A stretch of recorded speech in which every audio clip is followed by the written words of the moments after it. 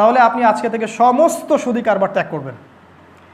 এটা সমাজের এক শ্রেণীর মানুষকে ধনী করে, আর এক শ্রেণীর মানুষকে দাসত্বের শৃঙ্খলে আবদ্ধ করে। আজকে সারা বিশ্বে মুসলিমরা যে দাস, এর একটা কারণ রিবা।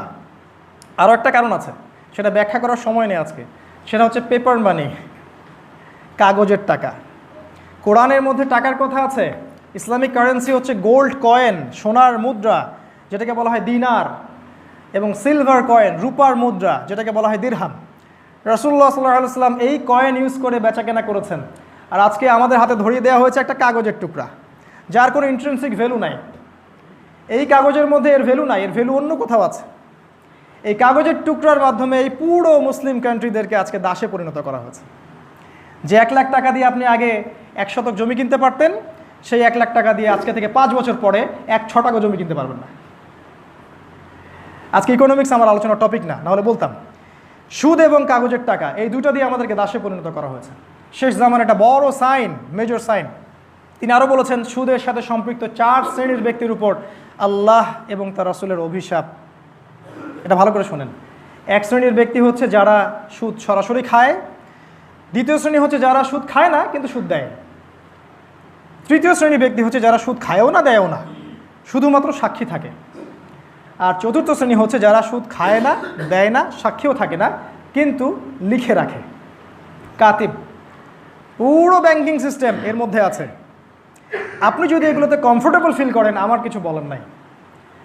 যদি আপনার ভিতর ঈমান থাকে, আল্লাহ এবং তার রাসূল এবং কোরআনের প্রতি রেসপেক্ট থাকে, আপনি এটাকে ত্যাগ করবেন। This is up to yours, আপনার উপরে। তিনি বলেছেন, শেষ জামার অন্যতম সাইন হচ্ছে সমাজে আলেমদের সংখ্যা কমতে থাকবে, মানুষ জাহেলদেরকে আলেম হিসেবে গ্রহণ করবে, তারা মানুষকে ভুল পথে পরিচালিত করবে এবং নিজেরাও পথভ্রষ্ট হবে। তিনি আরও বলেছেন, শেষ জামানায় ইলম উঠে যাবে, সত্যিকারের জ্ঞান, কোরআন এবং সুন্নাহর জ্ঞান উঠে যাবে, জাহেলিয়াতের জ্ঞানে সমাজ ভরে যাবে। আর আমরা সেটাকে বলবো অবশ্যই প্রগতি, এগিয়ে যাচ্ছে সব কিছু। যে বিদ্যা অর্জন করে মানুষ আল্লাহকে চিনতে পারে না, তার রাসূলকে চিনতে পারে না, তার এই উন্নত মাথাটাকে আল্লাহর সামনে অবনত করতে পারে না, সেটা দাজ্জালের এডুকেশন। এই এডুকেশন সিস্টেম ক্রিয়েটেড বাই দাজ্জাল। আর জ্ঞান সেটাই যেটা মানুষকে আল্লাহর দিকে নিয়ে আসবে, তার রাসূলের দিকে নিয়ে আসবে, ইসলাম এবং কোরআনের দিকে নিয়ে আসবে। এখন আমরা এই 20-30 বছর পড়াশোনা করে কি অ্যাচিভ করছি, এটা আপনি নিজেই চিন্তা করেন। 30 বছর পড়াশোনা করেছেন, আমরা স্কুল থেকে অনার্স মাস্টার্স করতে 24 বছর পড়াশোনা করেছি।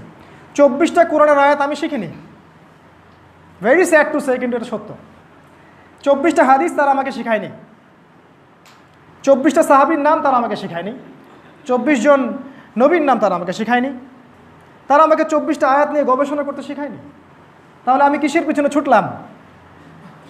এটাই হচ্ছে গরজুদ দুনিয়া, দুনিয়ার পেছনে ছোটা, যেটা রাসূল সাল্লাল্লাহু আলাইহি ওয়াসাল্লাম বলেছেন শেষ জামানায় মুসলিমরা গরুর রশি ধরে থাকবে, মানে দুনিয়া নিয়ে ব্যস্ত থাকবে।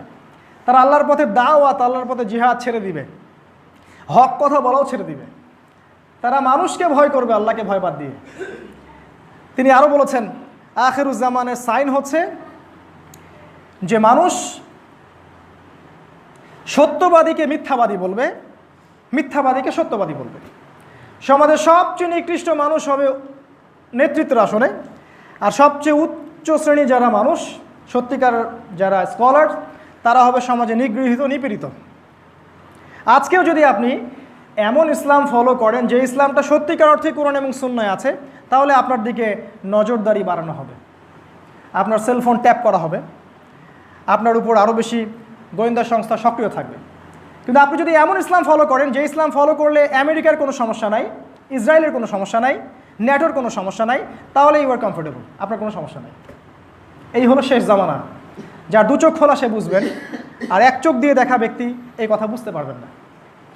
রাসূল সাল্লাল্লাহু আলাইহি ওয়াসাল্লাম বলেছেন, শেষ জামানায় মুমিনের জন্যে সমাজে টিকে থাকা কষ্টকর হবে, এতটা কষ্টকর হবে যতটা হাতের মধ্যে কয়লা ধারণ করা, আগুনের জ্বলন্ত কয়লা ধারণ করা যত কষ্টকর, ঈমান নিয়ে চলা তত কষ্টকর হয়ে যাবে। নিজেকে প্রশ্ন করেন, আমরা কি এমন ইসলাম ফলো করছি যেটা হাতের মধ্যে আগুন ধরে রাখার মতো? বরং আমরা তো এমন ইসলাম ফলো করছি যেটা কসমেটিক্স ইসলাম, প্রোটেস্ট্যান্ট ইসলাম, যেখানে ডানেও ঠিক বামেও ঠিক, আমিও মাঝখানে ঠিক, তাই না? এই হলো আমাদের অবস্থা। রাসূলুল্লাহ সাল্লাল্লাহু আলাইহি ওয়াসাল্লাম আরও বলেছেন, শেষ জামানায় সময় সংক্ষিপ্ত হয়ে আসবে, টাইম খুব তাড়াতাড়ি চলে যাবে, এক জুমা থেকে আরেক জুমা খুব দ্রুত চলে আসবে। তিনি বলছেন 1 বছর চলে যাবে একটা মাসের মতো, একটা মাস চলে যাবে একটা সপ্তাহের মতো, একটা সপ্তাহ চলে যাবে একটা দিনের মতো, আর একটা দিন চলে যাবে একটা ঘন্টার মতো। কিভাবে টাইম শর্ট হয়ে যাবে? যত বেশি ভূমিকম্প হবে তত বেশি টাইম শর্ট হয়ে যাবে। আর আমরা এই যে চাঁদের ক্যালেন্ডার বাদ দিয়ে পশ্চিমা ক্যালেন্ডার গ্রহণ করেছি, সময়কে আমরা কমিয়ে নিয়ে আসছি। আরও কিভাবে সময় শর্ট হবে? এই যে আজকে দিনকে রাত করা হয়েছে, রাতকে দিন করা হয়েছে। ছেলেরা ঘুমাতে যায় রাত 3টায়, ওঠে 10টা, 11টা, 12টায়। ওদের জন্য দিন হচ্ছে 6 ঘন্টা। আর আজকে থেকে আমাদের বাপদাদারা যারা ছিলেন তারা সেই ভোর 4টায় উঠতেন এবং রাতের বেলা তাড়াতাড়ি ঘুমাতেন। তাদের কাছে দিনটা অনেক লম্বা ছিল, তারা অনেক কাজ করতে পারতেন, তাই না? এভাবে আমরা দিনকে শর্ট করে নিয়ে আসছি, সময় সংক্ষিপ্ত করে আমরাই নিয়ে আসছি।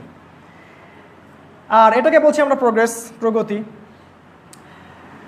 তিনি বলছেন শেষ জামানায় বেশি বেশি মহামারী দেখা দিবে, ভূমিকম্প হবে এবং ঝড় ও জলোচ্ছ্বাস হবে। আর আমরা তো এগুলোকে ভয় পাই না, কারণ আমরা এগুলোকে ডিফেন্ড করার ক্ষমতা রাখি, তাই না? আমরা তো এগুলোকে ডিফেন্ড করার ক্ষমতা রাখি। আমরা টার্মিনোলজি ব্যবহার করছি প্রাকৃতিক দুর্যোগ। প্রাকৃতিক দুর্যোগ, প্রকৃতিটা কে? এটা কি আল্লাহ বাদ দিয়ে অন্য কোনো সত্তা যে রাগ হয়ে গেলে দুর্যোগ হয়? না, আল্লাহর হুকুমেই দুর্যোগ হয়, আল্লাহর হুকুমেই ভালো হয়। সূক্ষ্মভাবে প্রত্যেকটা জায়গায় শিরক ঢুকিয়ে দেওয়া হয়েছে। আমরা শিরকের মধ্যে হাবুডুবু খাচ্ছি, বুঝতে পারছি না। কোরআনে আছে সোনার কয়েন এবং রূপার কয়েন ইউজ করার কথা। ওয়ার্ল্ড ব্যাংক এবং IMF সোনার কয়েন রূপার কয়েন ব্যান করে দিয়েছে, ব্যবহার করতে পারবে না। তারা আল্লাহর হালালকে হারাম করে দিয়েছে। আর আল্লাহর হালালকে যে হারাম করে এটা শিরক।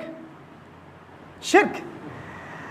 কোরআনে অসংখ্য বিধান আছে যেগুলো ইসলামের বিধান, যেমন চোরের হাত কাটতে হবে, জেনাকারীকে শাস্তি দিতে হবে, ডাকাতি করলে শাস্তি আছে, খুন করলে আপনার কেসাস আছে। এগুলো আমাদের সমাজ থেকে উঠে গেছে। আল্লাহর হালালকে যে হারাম করে এটা শিরক, আল্লাহর হারামকে যে হালাল করে এটাও শিরক।